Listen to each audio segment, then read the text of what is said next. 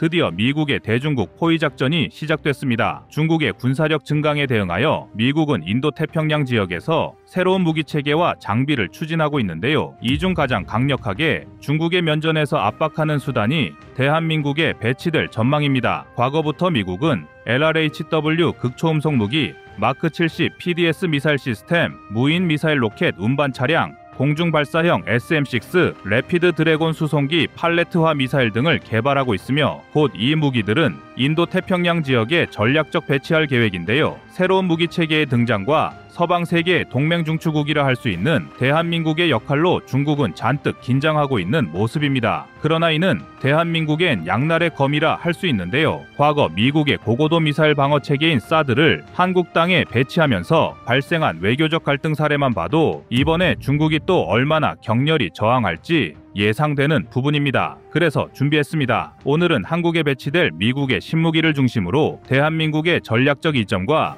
경제 외교적 유불리 등에 대해서 자세히 알아보겠습니다.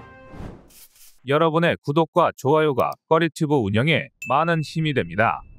미국은 중국의 군사적 위협에 대응하기 위해 인도태평양 지역에서 새로운 무기 체계와 장비를 개발하고 있습니다. 주요 무기 체계로는 극초음속 무기 LRHW-CPS, 무인 미사일 차량, 공중발사형 SM-6부터 미 해병대와 육군을 지원할 새로운 수송함과 다르파의 리버티 리프터도 개발 중인 것으로 알려졌습니다. 이런 신무기의 개발과 배치엔 동맹국인 일본과 필리핀의 협력도 중요한 역할을 하지만 중국 본토를 가장 위협할 무기인 티폰 미사일 시스템은 대한민국의 협조가 없이는 즉시 전력화가 불가능할 전망이고 때문에 우리 정부의 결정에 미국과 중국의 눈과 귀가 쏠려 있는 상황입니다. 티폰 시스템은 기존의 미사일 시스템을 대체하기 위해 미국이 개발한 중거리 미사일 체계로 러시아와 중국의 위협에 대응하기 위해 설계되었습니다. 티폰이란 이름 자체의 유래가 괴물을 뜻하는 영단어 타이푼에서 왔으며 그리스 로마 세계관에선 모든 괴물의 아버지로 등장할 만큼 땅의 모든 것을 태워버리는 그야말로 혼돈과 파괴의 상징이라 할 수 있습니다. 그러나 천조국 미국이 겨우 중거리 타격 전력을 의미하는 MRC에 이런 과한 이름을 붙였을 리 없습니다. 30년 전만 하더라도 대표적인 MRC인 토마호크는 대단히 위력적인 무기였지만 오늘날엔 느린 속도로 쉽게 요격을 당해 그 쓰임새가 한정적으로 되었는데요. 그런데도 미국이 MRC에 티폰이라는 무시무시한 이름을 붙인 이유는 여기서 발사되는 티폰만의 발사 플랫폼, 그 잠재 능력에 있습니다. 이 시스템은 외형적으로는 거대한 컨테이너처럼 생겼는데요. 컨테이너 하나에는 군함에 들어가는 마크 41 수직 발사기가 4셀이 들어 있습니다. 마크 41은 우리 해군의 구축함에도 수십 개씩 달린 평범한 미사일 발사기에 불과하지만 티폰 특별함은 언제 어디든 배치될 수 있는 발사기에서 무엇이든 쏠 수 있다는 특별한 능력을 바탕으로 합니다. 즉 기존 마크 41 수직 발사 시스템을 기반으로 하며 해상 및 지상에서 운용할 수 있는데요. 마크 70 모드 1 페이로드 전달 시스템을 통해 SM-6 미사일과 토마호크 미사일을 포함한 다양한 미사일을 발사할 수 있습니다. 현재까지 공식 발표된 티폰의 무장은 사거리 약 1700km의 신형 토마호크 블록 5와 사거리 약 370km의 SM-6 미사일 두 종류지만 간단한 소프트웨어 업데이트로 더 다양한 무장 운용이 가능합니다. 제조사인 로키드 마틴사의 발표에 따르면 토마호크와 SM-6뿐만 아니라 스텔스 장거리 대함 미사일인 LRASM, 개량형 SM-6 블록 1B, ICBM 요격용 SM-3 미사일까지 적재 발사가 가능하다고 하는데요. 최대 2900km에 이르는 사거리로 중거리 표적을 타격할 수 있는 것입니다. 또한 기동성과 유연성이 뛰어나 해상과 지상 모두에서 다양한 작전 환경에서 활용될 수 있는 강력한 미사일 시스템입니다. 더구나 티폰은 데이터 링크를 통해 표적 정보를 받아 미사일을 쏘는 단순한 시스템이기 때문에 이론적으로는 미군이 사용하는 미사일 중 마크 41 수직 발사기를 이용해 발사되는 거의 모든 미사일을 다 쏠 수 있습니다. 이 시스템은 특히 인도태평양 지역에서 중국의 해상 및 육상 목표물에 대한 정밀 타격을 목표로 하고 있으며 미국의 다영역 작전을 지원하기 위해 설계되었습니다. T4는 빠르게 전개될 수 있는 이동식 시스템으로 적의 도발에 신속하게 대응할 수 있도록 설계되었습니다. 그렇다면 중국이 티폰을 두려워하는 이유는 파괴력과 호환성뿐일까요? 아닙니다. 여기서 중요한 것이 대한민국의 역할입니다. 만약 미국이 중국과의 지역전, 전면전을 염두에 둔다면 중장갑 기계화 부대를 중심으로 한 지상전보다는 도서 지역에 배치되는 장거리 미사일 시스템을 우선시할 것으로 보이는데 한반도는 이런 전략의 핵심 요충지이기 때문입니다. 컨테이너에 포장된 티폰 미사일 시스템이 토마호크나 SM-6 등의 미사일과 함께 수송기로 운송하여 도서 지역에 배치된다면 비상 상황 시 발사하고 이동하는 식의 작전이 될 것으로 보이는데요. 나중에 후술하겠지만 인도 태평양 지역에 배치되는 무기 체계와 이동 수단이 대부분 이런 전략의 일환으로 개발되었으며 미 해병대 역시 전차 비중을 줄이고 신무기로 무장한 부대로 개편 중입니다. 티폰은 해상에서도 위력을 발휘할 수 있습니다. 오르카 같은 무인 잠수정과 USV에 장착된 토마호크, 하푼, 패트리어트 등의 대공 시스템과 어뢰 등으로 중국 함정의 길목인 서해를 지킨다면 중국군은 옴짝달싹 못한 채 본토에서 괴멸될 가능성이 높습니다. 물론 그렇다고 티폰 미사일 시스템의 한국 배치에 대한 논의가 현재까지 공식적으로 발표되거나 물 위로 떠오른 적은 없는데요. 우리로선 사드 사태 때와 같은 외교적 위험성을 벌써부터 감내할 필요가 없고 미국도 마찬가지로 동맹국의 피해나 이탈을 예방하기 위해서입니다. 그러나 대부분의 전문가가 유사 상황 시 티폰의 한국 배치를 확실시하는 이유가 있는데요. 바로 티폰은 태생적으로 한국 배치를 전제로 개발된 무기체계이기 때문입니다. 지난 6월 미 의회 조사국 보고서에는 티폰 미사일 시스템의 사거리 제한을 고려할 때 이들 부대를 해외 기지에 배치하지 않으면 이들 부대의 효과를 제한하거나 존재 자체를 부정하는 것이라고 명시되어 있는데요. 다시 말해 티폰은 미국 본토가 아닌 해외, 특히 중국과 가까운 곳에 반드시 배치되어야 하는 무기라는 태생적 한계를 지정한 것입니다. 물론 미국은 여전히 이것을 어디에 배치할지는 정책 이반자와 외교관,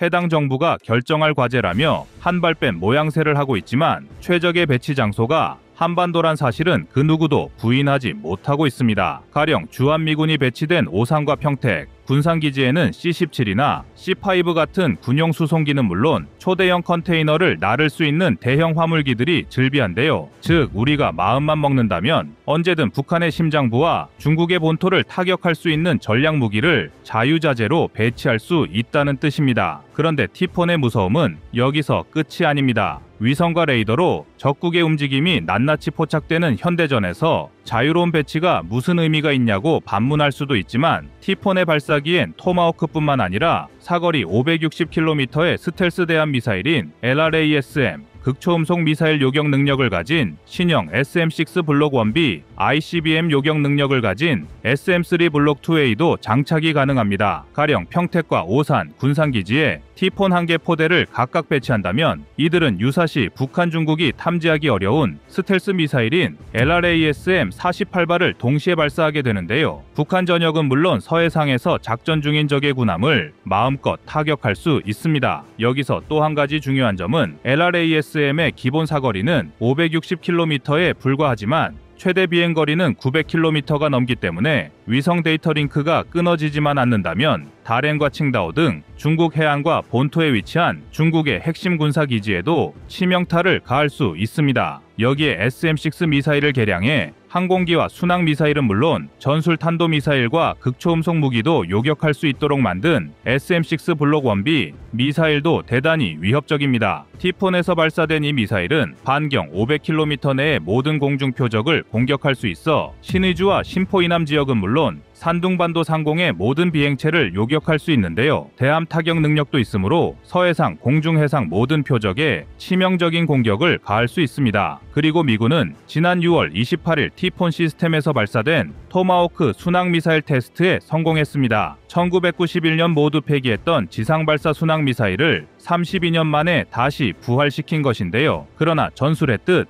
구슬이 서말이라도 꿰어야 보배입니다. 아무리 위력적인 미사일을 개발했다고 해도 적절한 배치와 운용 없이는 무용지물에 가까운데요. 과연 미국과 한국 정부는 이 괴물 미사일의 용도에 대해 어떤 합의를 한 것일까요? 중요한 것은 미국과 한국 정부의 의지라 할 수 있는데 여기서 유추할 수 있는 또 하나의 사실은 미국 의회가 티폰 4개 포대 도입 예산을 2024 회계연도에 확보했다는 것입니다. 즉, 이 예산은 올해 말까지 써야 하는 돈이고 때문에 이르면 내년 초에 실전 배치에 대한 논의가 현실화한다는 뜻입니다. 그리고 여기엔 배치가 거의 확실시되는 대한민국의 희생과 피해가 예상되고 있습니다. 과거 중국은 사드 배치 때도 보복과 외교 갈등을 불러일으켰는데요. T4는 사드와는 차원이 다른 전쟁의 향방을 바꿀 수 있는 전략 무기입니다. 당연히 T4이 대한민국에 배치된다면 그 부담은 오로지 우리 정부와 대한민국 국민의 몫이 될 텐데요. 미국은 동맹국의 희생 대신 어떤 반대급부를 제안할 것이고 우리는 미국으로부터 많은 것을 얻어낼 수 있는 협상 전략을 짜야 할 것입니다.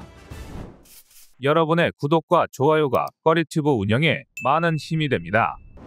다음은 24년 8월 2일 중국 해외기지 영상입니다. 최근 중국이 해외 군사기지를 확장할 것이라는 전망이 나왔습니다. 2022년 6월부터 중국의 지원으로 확장 공사를 시작한 캄보디아 남서부의 리암 해군기지는 최근 중국 해군 함정이 정박하는 빈도가 늘어나면서 사실상 중국의 해외기지 역할을 하고 있는데요. 미국 국방매체 브레이킹 디펜스는 중국의 해외기지가 더욱 늘어날 것으로 예상했습니다. 지난해 말 중국은 리암 해군기지의 항공모함도 기항할 수 있는 규모의 부두를 완성했습니다. 캄보디아 국방부는 당시 자국 헌법에 따라 외국군의 자국 영토 내 기지 보유를 불허하고 있다며 이런 사실을 부인하고 단지 중국 해군 함정 기항이 훈련 준비를 위해서라고 밝힌 바 있습니다. 하지만 위성사진을 통해 대부분 소형 함정으로 이루어진 캄보디아 해군의 것으로 볼 수 없는 대규모 드라이독과 대형 부두 건설로 인해 중국의 해외 기지가 목적이라는 의혹이 제기되기도 했습니다. 리암 해군 기지는 남중국해와 인도양을 잇는 중추적인 항로인 말라카 해협 동쪽에 위치하고 있으며 캄보디아 해군이 남중국해 등 해양에 접근하는 중요한 거점입니다. 미국 국방부는 2020년 중국 군사연례보고서에서 중국이 군사시설을 검토하거나 추진하고 있는 국가들을 지목했는데요. 미얀마, 태국, 인도네시아, 파키스탄, 스리랑카, 아랍에미리트, 케냐, 적도기니, 세이셸, 탄자니아, 앙골라, 나이지리아, 나미비아, 모잠비크, 방글라데시, 파푸아뉴기니, 솔로몬 제도, 타지키스탄 등이 열거되었습니다. 미국의 랜드 연구소도 2022년 말 보고서에서 중국이 2032에서 2040년 군사작전을 희망하고 근거지를 확보하거나 접근할 가능성이 높은 국가들을 분석했는데요. 파키스탄, 방글라데시, 미얀마, 캄보디아 4개국이 가능성이 높다고 결론을 내렸습니다. 이들 국가는 중국이 개발을 돕고 있는 항구와 기타 인프라를 갖추고 있습니다. 이전에도 중국이 캄보디아에 해군 기지를 건설하고 있다는 내용의 보도는 계속 있었습니다. 2019년 월스트리트 저널은 중국과 캄보디아가 해군 기지 사용에 관한 비밀 협약을 체결했다고 보도했는데 당시 중국, 캄보디아 양국 정부는 이를 부인했었습니다. 워싱턴 포스트는 양국 정부가 리암 해군기지에서 중국군의 존재를 감추려 애쓰고 있으며 중국군은 기지 내에서 사복을 입거나 캄보디아군과 비슷한 군복을 착용한다는 내용의 기사를 게재하기도 했습니다. 하지만 중국 측은 미국이 악의적인 추측을 하고 있다며 관련 내용을 완강히 부인했습니다. 2017년에 중국은 이미 아프리카 지부티에 첫 해외 해군기지를 건설했기 때문에 이번 캄보디아 기지는 중국의 두 번째 해외 군사기지이자 인도태평양 지역의 첫 기지가 됩니다. 외교 군사 전문가들은 남중국해 서쪽에 대형 해군 주둔 시설을 확보한 것은 동남아시아 주요 해상 항로에서 중국의 입지를 강화할 것이라고 분석하고 있습니다. 그리고 중국은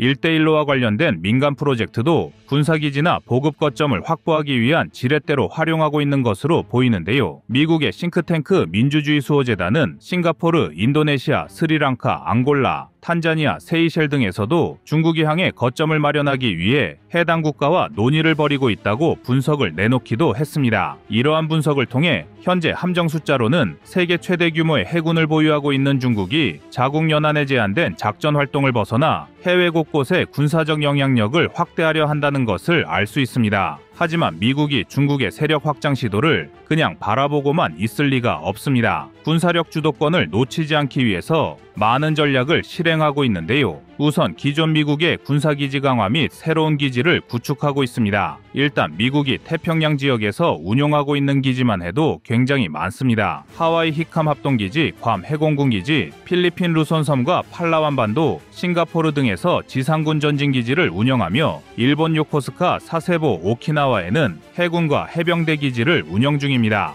미국은 대중국 전략의 하나로 괌 앤더슨 공군기지에 집중된 첨단 전력을 분산시키기 위해 북마리아나 군도 타티안에 공군기지를 건설하고 있으며 중국의 둥펑 26형 핵탄두 탄도미사일 공격에 대비한 대응책으로 괌 방어 계획을 추진하고 있습니다. 또한 동맹국과의 협력 강화에도 힘을 쏟고 있습니다. 2021년에는 남태평양 도서국들에 대한 중국의 영향력을 저지하기 위해 미국, 영국, 호주 간의 오커스 협정을 체결했고 피지에 미국 주재 대사관을 신설하고 남태평양 국가 지원 계획을 구축했습니다. 그리고 미국의 태평양 전략에 빠지지 않는 나라가 바로 일본입니다. 일본은 중국의 해상 패권 장악 시도에 대응하기 위해 자위대를 남중국해에 파견하는 방안을 추진하고 있습니다. 지난 7월 8일 일본과 필리핀은 마닐라에서 양국 국방장관과 외교장관이 참석한 가운데 상호 접근 협정을 체결했습니다. 이 협정은 양국이 군사훈련과 무기 취급, 재해재난 시의 파병을 용이하게 하도록 하는 내용을 담고 있습니다. 이 협정이 발효되면 일본 자위대는 필리핀에 파병될 수 있어 활동 반경이 넓어지게 됩니다. 이번 협정은 중국의 해양 진출을 염두에 두고 안전 보장을 강화하려는 일본의 전략이 반영된 것으로 파악되는데요. 일본은 이미 호주, 영국과 비슷한 협정을 체결한 바 있으며 필리핀과의 협정을 통해 남중국해에서 중국의 활동을 견제하려 하고 있습니다. 일본의 자위대 파병 움직임이 포착되자 중국은 강력하게 반발하는 모습을 보였습니다. 특히나 중국은 최근 남중국해 해역에 침입하는 외국인을 구금하겠다는 규정을 발표하고 남중국해에서 필리핀과 물리적 충돌까지 벌인 적이 있습니다. 일본의 군사력 확장은 이게 다가 아닙니다. 일본은 지난해 센카쿠 열도 인근의 이시가키 섬에 새로운 미사일 부대를 주둔시키고 사정거리 200km인 12식 지대함 유도탄을 배치하였습니다. 이는 적국 함정이 센카쿠 열도 인근에 진입할 경우 공격할 수 있는 대함 미사일 능력을 갖추기 위한 것으로 풀이되는데요.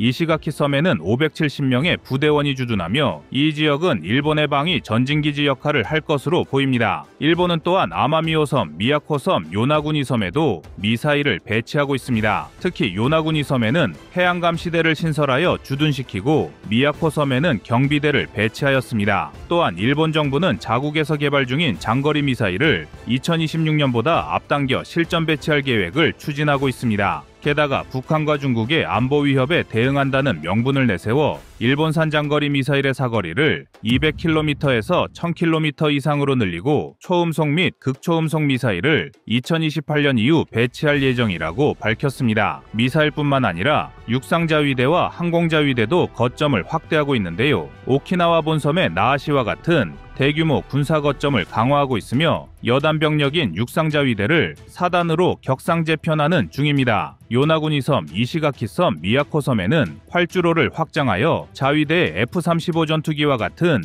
주력 전투기의 이착륙이 가능한 군사 거점으로 강화하고 있고 주일미군은 2025년까지 이 지역에 병력 2,000명 안팎의 해병연합연대를 창설 배치할 계획인 것으로 알려졌습니다. 미국, 중국, 일본 등의 군사 전략은 태평양 및 인도양에서의 군사적 영향력 확장을 목표로 하고 있으며 이는 양국 간의 군사적 경쟁을 더욱 가열시키고 있습니다. 중국은 새로운 군사기지를 구축하고 기존 인프라를 강화함으로써 미국의 포위망을 벗어나려 하고 있으며 미국은 동맹국과의 협력 강화와 전략적 기지 구축을 통해 중국의 팽창을 저지하려 하고 있는 중입니다. 인도태평양 지역에서 미국, 중국, 일본이 각각의 이익과 목적을 위해 군사력을 투사하고 있는 와중에 그 불똥이 대한민국에 튀지 말라는 법은 없습니다. 특히 중국의 대만 침공 등으로 한국이 소용돌이 한가운데에 쓸려 들어갈 위험도 있기 때문에 영해 밖에서 군사력을 투사하기 어려운 대한민국은 매우 어려운 상황입니다. 하지만 미래 완성될 우리 해군의 항모전단이 어느 정도 대안이 될 수도 있습니다. KF-21N을 함재기로 탑재한 항공모함과 호위함, 이지스함을 비롯한 전단이 구성되면 해외 기지가 없어도 해상과 공중에서 작전을 펼칠 수 있는데요.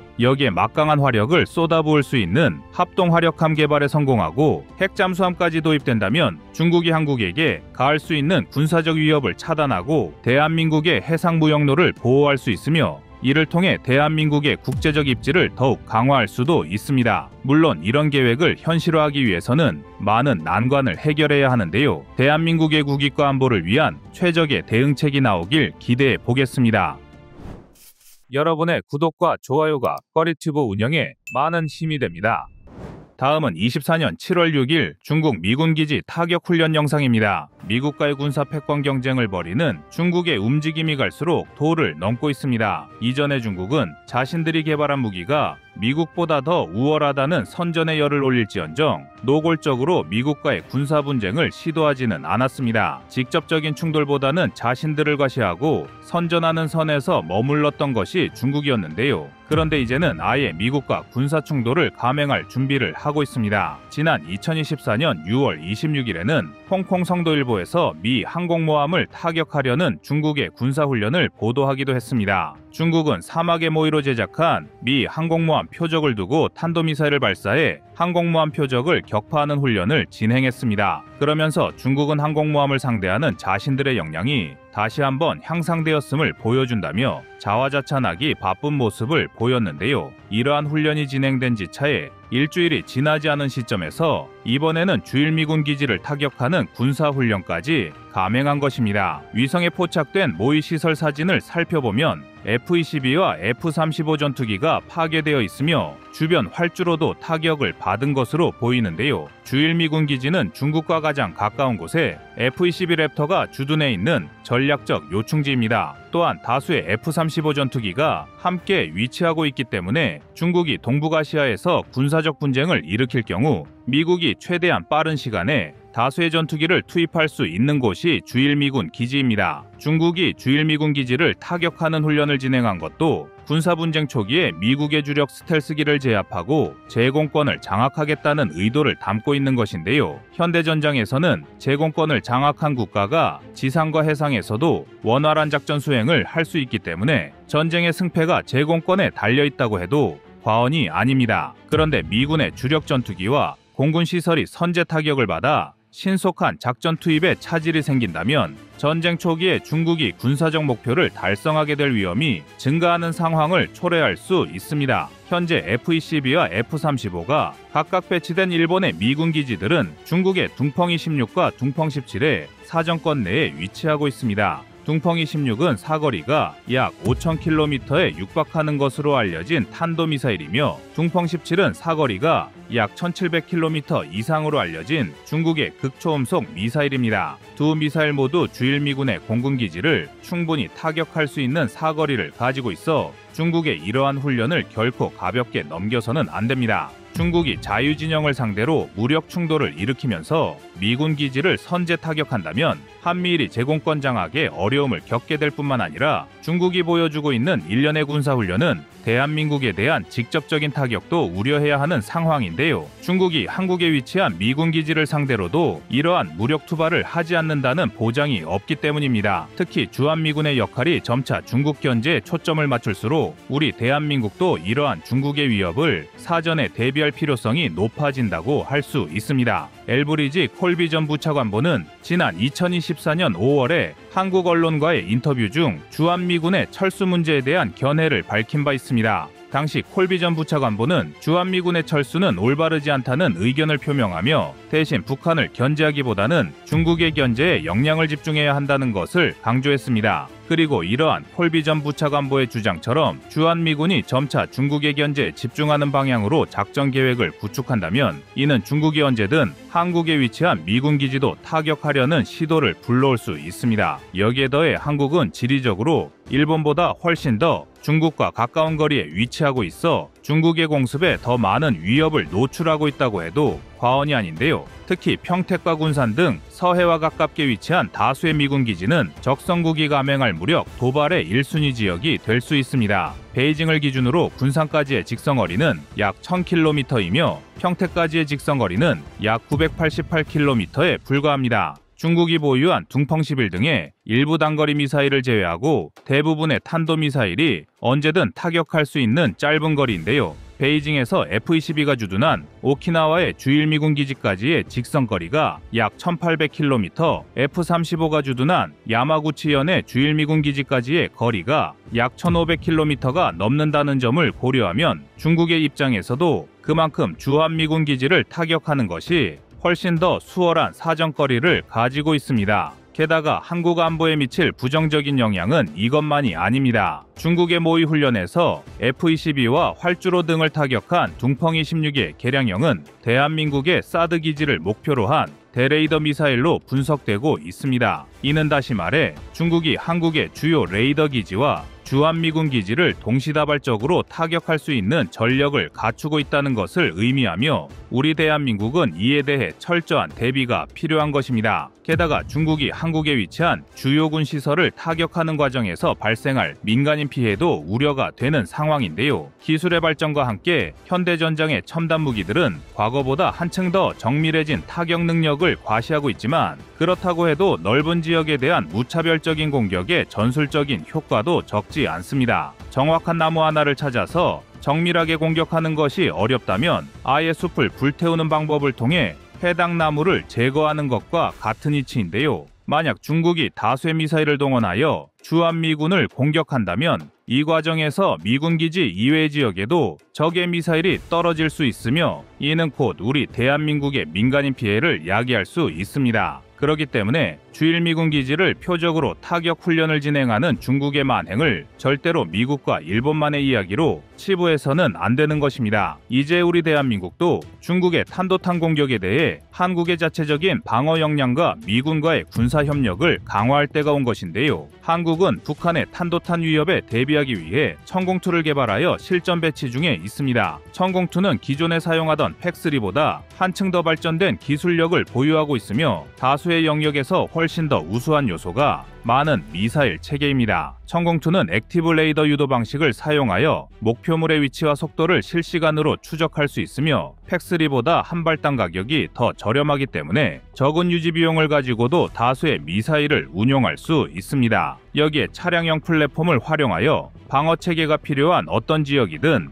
배치할 수 있으며 작전 상황에서도 우수한 기동성을 앞세워 빠른 전개가 가능하다는 장점도 가지고 있습니다. 현재 도입되고 있는 천공투는 우리 대한민국의 탄도탄 방어의 핵심 역할을 수행하고 있는데요. 이러한 천공투의 배치 수량과 위치를 서해안 일대로 조정하여 중국의 탄도미사일에 대비할 필요가 높아지고 있습니다. 한국은 지금까지 대다수의 미사일 방어 체계를 북한에 초점을 두고 운용해 왔습니다. 북한의 미사일 도발이 심화되는 상황에서 방어 체계를 북쪽으로 집중 배치하는 것은 한국의 안보 현실에 따른 필연적인 선택이었는데요. 다만 과도하게 북쪽으로 밀집된 미사일 방어 체계를 두고 이전부터 중국의 공격을 대비한 서측방의 방어 체계엔 아쉬움이 많다는 의견이 있었던 것도 사실입니다. 하지만 중국이 직접 미군의 기지와 항공모함을 본뜬 모의 표적과 시설을 만들어 타격 훈련을 하고 있다는 것이 공개된 지금의 상황에서는 이러한 변화에 신속하게 대비하는 것이 매우 중요해졌습니다. 현재 천공투는 한국에 배치될 물량 이외에도 사우디아라비아와 UAE로 수출될 물량을 생산하는 등 신규 양산 물량을 지속해서 늘리고 있는 상황이며 이에 따라 양산 단가도 계속 낮아지고 있습니다. 따라서 북한의 미사일을 방어할 초도 물량 이외에도 중국을 견제할 추가 물량의 생산에 예산적인 부담이 그리 크지 않다고 할 수 있는데요. 신속한 추가 생산을 통해 중국의 탄도미사일을 방어할 대비 태세를 확립해야 할 것입니다. 중국은 미국과의 군사 패권 경쟁에서 승리하고 대만을 침공하기 위해 수단과 방법을 가리지 않고 있는데요. 최근에는 중국이 캄보디아의 대만 침공을 대비하여 미국을 차단하려는 의도를 가지고 해군 기지를 건설했다는 의혹까지 확산되고 있는 등 해를 거듭할수록 중국이 동북아시아의 안보를 위협하는 수준이 도를 넘고 있습니다. 이제 우리 대한민국도 중국의 군사활동에 더욱 촉각을 곤두서며 새로운 안보 전략을 준비해야 할 때를 놓쳐서는 절대로 안 되는 상황에 직면해 있습니다. 선을 넘는 중국의 군사도발과 우리 대한민국의 새로운 방어체계 구축에 대해 여러분들의 생각은 어떠신가요? 이상 꺼리튜브였습니다.